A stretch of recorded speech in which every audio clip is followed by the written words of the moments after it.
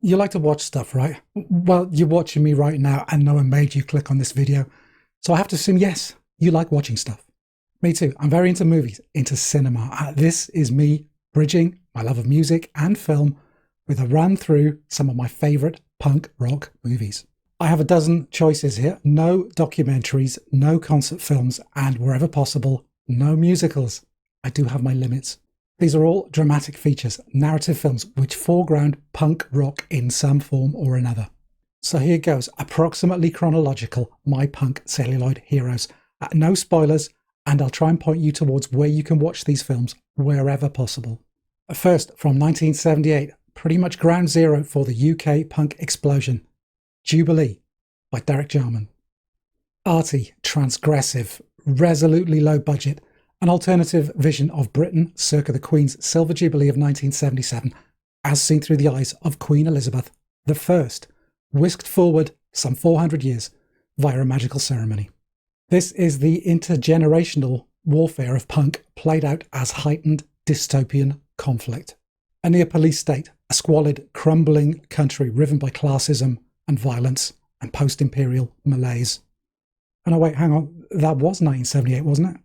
Either way, this is a punk movie that a lot of punks hated. Jarman was seen as an old establishment queer who didn't get it, and JUBILEE was pilloried by a lot of the scene stalwarts and music journalists of the time. Labelled as arty, pretentious, hyperbolic trash, some of this criticism descended into outright homophobia. A lot of the performances in this movie are willfully amateurish, cameos for non-actors, musicians. Toya Wilcox, Adam Ant amongst them. There's copious nudity, violence, button pushing. It's freewheeling, sometimes boring, sometimes striking, but always chaotic.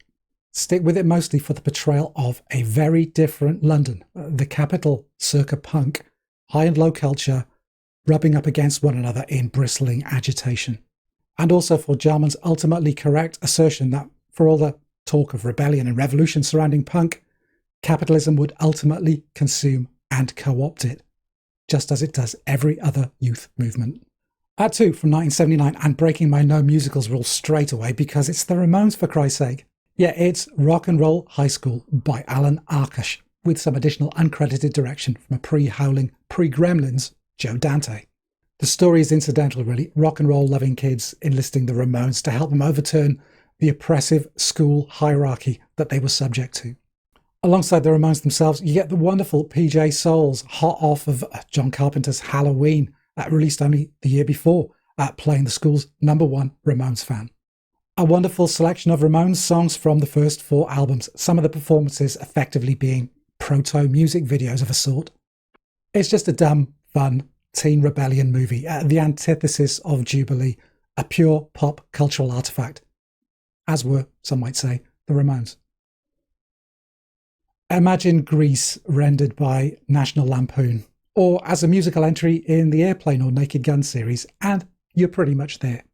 Third up, a bit of a lost movie. You may have a tough time finding this one, but as is usually the case, the Internet Archive is your friend. Go search there.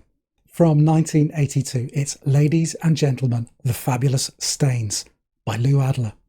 Adler's more widely known as a songwriter and record producer, but alongside this and Cheech and Chong's Up in Smoke, he also produced the Rocky Horror Picture Show. JUBILEE gave us violent revolution. High School gave us teen rebellion, but The Fabulous Stains brings something very different to the table. That's female empowerment. A clear influence on the Riot Girl scene, still 10 years down the line at this point. The Stains are a young female three-piece who rise above their musical limitations through audience provocation and calls for their female fans to rise up, reclaim their independence, find their own voice. It's an oddly uneven movie. Maybe Adler should have delegated this one, with some great flashes and a very, very strong sense of place and of time. But really, this is one to catch for curiosity value, if nothing else, featuring as it does a quite extraordinary cast. Principal Stains are Diane Lane and David Lynch regular Laura Dern, aged just 17 and 15 respectively at the time of the film's release. But the Stains' touring mates and rivals include Ray Winston, Steve Jones and Paul Cook of the Pistols, Paul Simonon of The Clash, plus Fee Waybill and Vince Welnick of the Tubes. That's some serious punk and avant-rock representation up on the screen there for a movie which flopped on release but has grown a sizable cult following over the years. Next, for another movie with a very strong female character at its centre. It's 1982's Smithereens by Susan Seidelman. Susan Berman plays Wren, a wannabe performer with no immediately obvious skills or talents, trying to muscle in on the downtown New York punk scene via a mixture of self-promotion and self-abasement, constantly looking for an opening, a connection, a ride, a meal ticket. Consider Wren the prototype for Madonna's title character in Seidelman's 1985 follow-up movie, Desperately Seeking Susan, another aimlessly drifting free spirit winging it through New York's clubbing scene. But Smithereens is far less whimsical, less glam, depicting a scene in flux. Punk's centre of gravity tilting to the West Coast at the time. New York, hollowed out, a far grimier, run-down place full of grifters, lowlifes, chancers. This was a breakthrough film for American independent cinema, being the first such film to be shortlisted for the Palme d'Or at that year's Cannes Film Festival. And it's a great New York movie.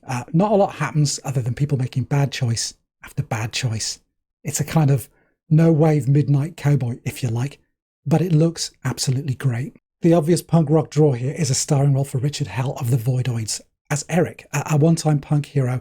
His band, the Smithereens of the title, looking for a route back to relevance and just as desperate for money and influence as Wren. Showcasing the seedy side of the punk scene maybe, but rendered with a keen eye for the low-rent, skeezy New York at the interface of the 70s and 80s. A great soundtrack too, featuring the Voidoids, naturally, alongside ESG and the Feelies. 5. A year later, 1983, that West Coast punk scene gets its own moment on the big screen in Suburbia by Penelope Spheeris. Not the similarly titled 1996 movie by Richard Linklater. This marks the dramatic feature film debut of Spheeris, following her landmark documentary 1981's The Decline of Western Civilization, effectively the factual counterpoint to Suburbia's fictional look at punk California style. And the punk theme here, the polar opposite of the dog-eat-dog exploitation of Smithereens, is of outsiders banding together to form a kind of punk surrogate family. The suburbia of the title is a sprawl of abandoned houses taken over by a gang of punk kids, all running away from troubled homes, violent family lives, taking in similarly lost souls and giving them a sense of security and community. Relationships develop and dissolve. Police and redneck violence is ever present, but the kids are ultimately better off together. Spheeris enlists several LA bands for concert scenes here at DI, TSOL, The Vandals, alongside many actual punks, non-actors for the most part, giving the movie a candid, naturalistic, underplayed feel that really works. Being a Roger Corman production, however, the exploitation flashes do intrude from time to time. Gruesome dog attacks, a quite ridiculous mosh pit defrocking, but those are the only blots on what is a very engaging, big-hearted take on youthful punk culture. More rock star cameos of the youthful variety, with Flea of the only just formed Red Hot Chili Peppers playing Razzle, the kid inseparable from his pet rat. We'd ultimately lose Spheeris to assorted comedy hits and clunkers in the 90s, Wayne's World, Black Sheep, which is a bit of a shame as she has a real eye for this bordering on verite style of filmmaking that makes Suburbia far more interesting. Brief trivia too, the Pet Shop Boys song Suburbia is in fact named after this film. Neil Tennant was a big fan. Staying in Reagan-era America a while longer, at 6, I've got Repo Man by Alex Cox. It's 1984, Ron wins a second term, and Repo Man, a stone-cold classic, is released. Wildly, surreally satirising the media-saturated, buy now, pay later society of the day. A scaled-down version of Homer's Odyssey, kind of, with Otto, our hangdog guide, a white suburban punk without a cause. Taken under the wing of Bud, a repossessor of defaulted cars, that's the wonderful Harry Dean Stanton, Otto gets drawn into violent confrontations and the pursuit of a classic Hitchcockian MacGuffin, a deadly suitcase of mysterious origin. Freewheeling, funny, foul-mouthed, the nihilism of the punk crooks is shown to be almost indistinguishable from that of the speed-taking repo men, both equally hated from different quarters, both happy to subscribe to a flexible code that allows them to continue whatever they're doing whilst shelving their nobler instincts. A great soundtrack, Iggy Pop, Black Flag, Fear, and the Circle Jerks, who also have a Blink and You'll Miss It cameo as a dreadful nightclub act. This was Alex Cox's debut, and arguably, he never topped it. His other punk films, Sid and Nancy, Straight to Hell, they weren't mentioned, but one has great performances and a slightly suspect tone, and the other is just a bit of a mess. I'll stand by Repo Man as the most interesting of this kind of loose punk trilogy, but Cox, the longtime presenter of Moviedrome on BBC television in the 80s, 90s, has other gems you can chase down. There's the Spanish language Highway Patrolman, and The Revenger's Tragedy, which has a little of Jarman's Jubilee about it. At 7 then, our final stopover in 1980s USA, and I won't dwell too long on this one. More satire, more pitch black humour, and a hell of a lot more gore. From 1985, this is Return of the Living Dead by Dan O'Bannon. Horror and punk have been enthusiastic bedfellows from day one. Think the Ramones, I Don't Want to Get Out of the Basement, the Cramps' Human Fly, the Damned, Nasty, and everything that the Misfits ever did. Meaning I'm supremely comfortable putting a genuine 100% horror film in this list, even more so, given its inclusion of punk rock characters, however cartoonishly drawn they may be. Yeah, they are Spider, Scuzz, Trash, and Suicide. I mean, what's more to say, really?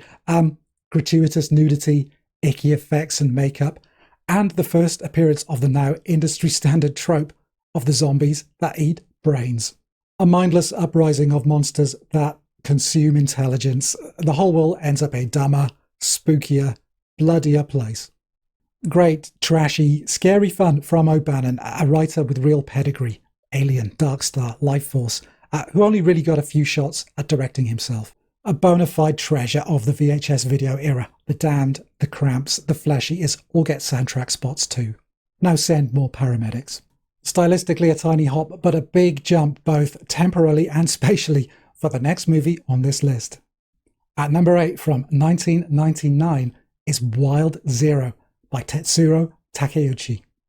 More zombies, extraterrestrial in origin this time, in a Japanese comedy horror jaw-dropper, featuring the musical and acting talents of Japanese band Guitar Wolf. A supremely trashy vehicle for this cult band to deploy their jet rock and roll, a bluesy garage punk hybrid, to save all of mankind. Essentially an extremely potent cocktail, at 1 part rock and roll high school, 2 parts Return of the Living Dead, all garish comic book violence and rock and roll redemption. And you know what? At this juncture, we've entered the positive section of this rundown. The 70s and 80s, for the most part, couldn't hold back from portraying punk as scary, bad, dangerous, a menace to good, clean, God-fearing society. Maybe a little distance helped reframe punk rock as a more positive force, an energy that could summon forth good as much as discomfort, an agent of change. And Wild Zero is remarkably forward-thinking in this aspect. Very mild spoiler here. The story features a budding relationship between a lead character and another person who eventually reveals themselves as transgender. This provokes some extremely mixed feelings, only for Guitar Wolf's guitarist and singer, that's Guitar Wolf himself, to proclaim with absolute conviction that love has no borders, nationalities, or genders.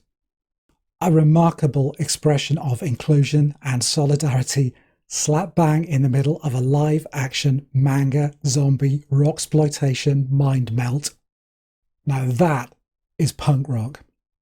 Staying in the land of the cherry blossom, I love Japanese cinema, for what is my favourite movie on this list, a real hidden gem. 9th on this list from 2009 is Fish Story by Yoshihiro Nakamura. Here's the Blu-ray. And I would love to be able to tell you lots more about Fish Story, but the setup, the slow piecemeal reveal, and the final payoff are integral to this film's charm and effectiveness.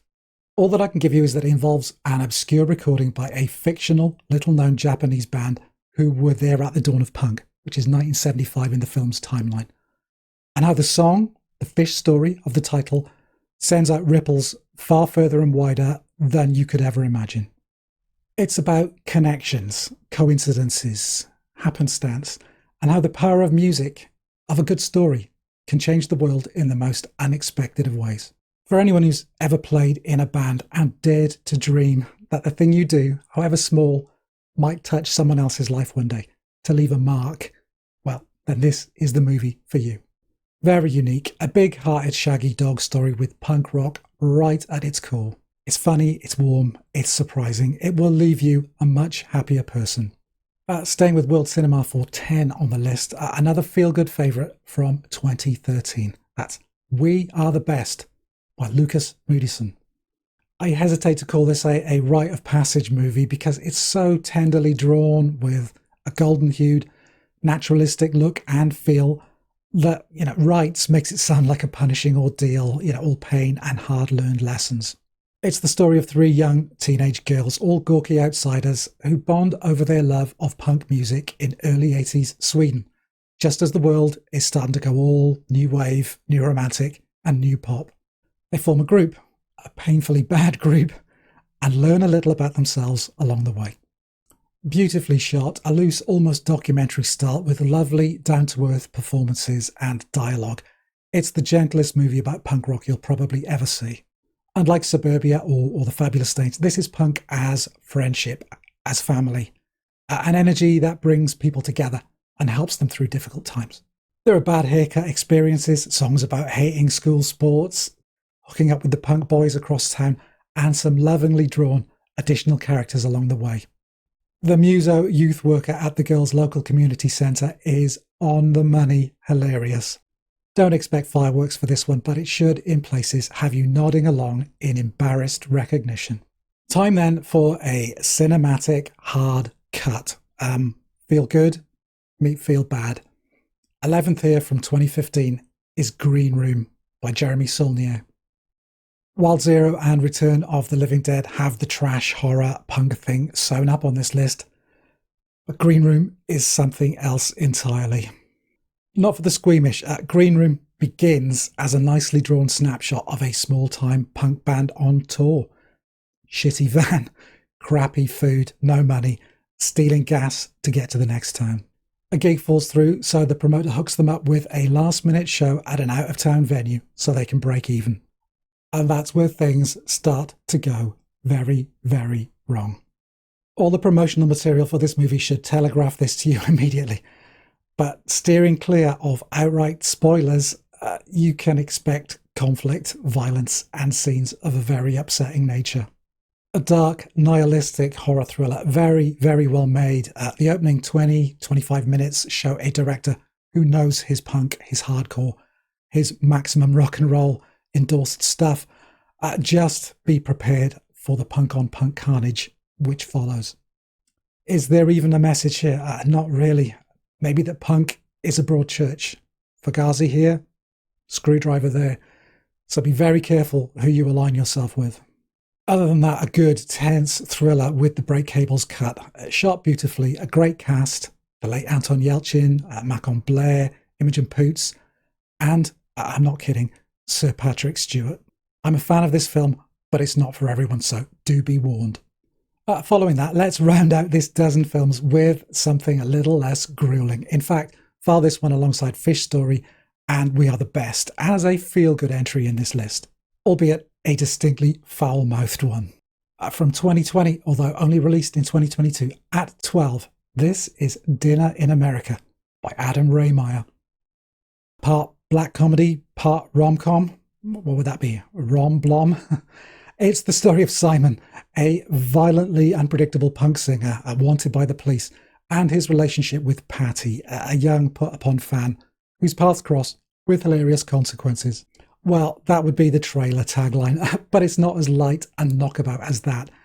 Everyone has issues in this film. Family discord, anger management, painful shyness, and there's no kind of cookie cutter meet cute setup here. Messy lives, people trying to get by, be better under difficult circumstances. The path to true love littered with violent dinner time confrontations, compromised punk rock careerists, and yes, some gross jock bullies straight out of an 80s John Hughes movie. It's funny, it's dirty, it's surreal. The script and the performances are all pitch perfect. Kyle Gallner's Simon is dangerous and intense. Emily Skegg's Patty is painfully, awkwardly uncool. Imagine Kevin Smith having a crack at Pretty in Pink, or Napoleon Dynamite mashed up with the mannered, offbeat cool of Hal Hartley's 90s run of movies. Plus, for all you punk spotters, there's a micro cameo from the Jesus Lizards' David Yao, who is actually a pretty great actor in his own right nowadays. Yeah, I enjoyed Dinner in America immensely, far more than the single-line punk rock rom-com might suggest. Chase it down, it's great. So that's a wrap. But before you kick over your popcorn bucket, stumbling for the exit in the dark, a few alsos for you, some of which you'll know, some maybe not. I already mentioned Sid and Nancy as a dramatised real-life example, one that just kind of mishandles its subject matter, in my opinion. If you want one that works by going light and, not over-egging things, 2013's CBGB. It's entertaining, fun, it's not trying too hard, and you won't feel conflicted after it's finished. It also features the late Alan Rickman playing Hilly Crystal, which is good enough for me. Some films which narrowly miss out on the tone or the look. One would be 1980's Times Square. The period and the New York City location is very well captured, just like Smithereens, but it doesn't know what it wants to be. Is it a girl power fable? Is it a kids putting on a show movie? Is it a plea for kind of neurodivergent tolerance? It looks the part, but it's all over the shop. And two which are pretty good, but which don't nail the period or the look and the feel. 1998's SLC Punk never once convinced me of its 1980s Utah setting, which is a shame, as it has some pretty good moments. Also, 1986's Dogs in Space. Yes, it has Michael Hutchence, but the staging, the freewheeling story, and the kind of telegraphed downbeat ending, they all hurt the film a bit. Not bad at all, but maybe not the cult classic that it's made out to be. So the credits are rolling and everyone's streaming out, so I'll just carry on talking for a while here. I have talked about films before. That was Talking Heads Stop Making Sense. And I've regularly brought up other elements of music culture in the past, books and the like. So if you enjoyed this video, then please let me know, either in the comment section or by leaving me a thumbs up. Your feedback is really important to me on this one. Let me know. And if you like the video enough to give it a thumbs up, why not go the whole hog and subscribe too, if you haven't already done so. It really helps the channel kind of just get out there in the big bad algorithm world. And that's it. I'll say goodbye for now. I hope to see you again very soon. Bye for now.